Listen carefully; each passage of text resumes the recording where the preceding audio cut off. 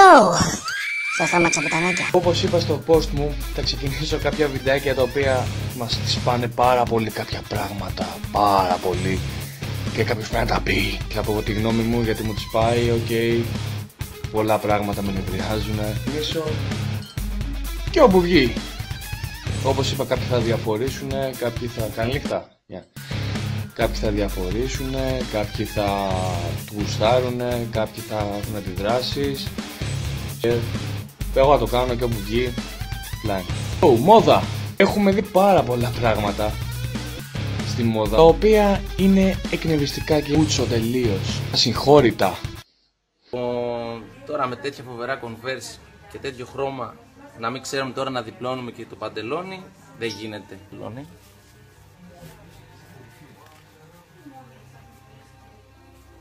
Τσακίζουμε εσωτερικά στη ραφή, διπλώνουμε μία φορά.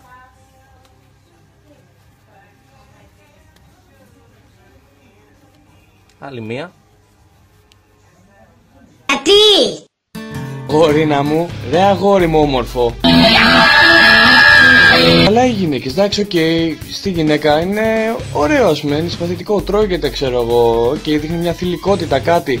Εσύ είσαι άντρας. Γιατί να το κάνεις αυτό? Πες μου λίγο, πες μου. Γιατί είναι τόσο άξεστο, άσχημο, που τα πω και επέτρεψέ μου να χρησιμοποιήσω τον όρο δελειρό.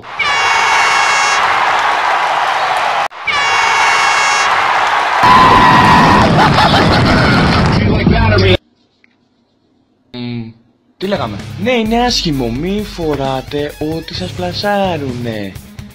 Μαλακία με το γουνάκι εδώ πέρα, αυτό το μπουφανάκι το ωραίο, μη το φοράτε. Πώς να το κάνουμε? Μη το φορά σου λέω ρε μόλακο, μη το φορά σου λέω, να το καταλαβαίνεις.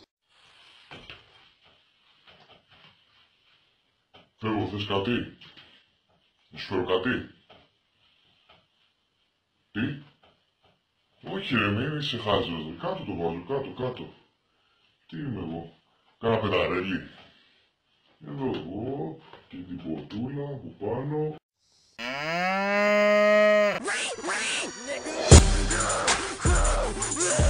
Όλα σου! Πω μαλάκα, δεν ξαναπίνω.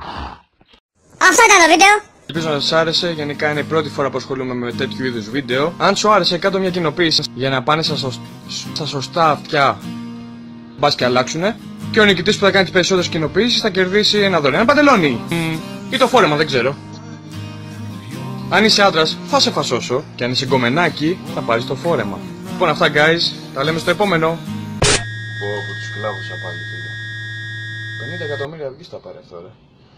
Ναι, ρε, μα σου λέω, θα βγάλουμε τρελά φράγκα. Είδες που λέγαμε ότι θα βγάλουμε φράγκα, ρε φίλε. Τους γάμισα, σου λέω πάλι.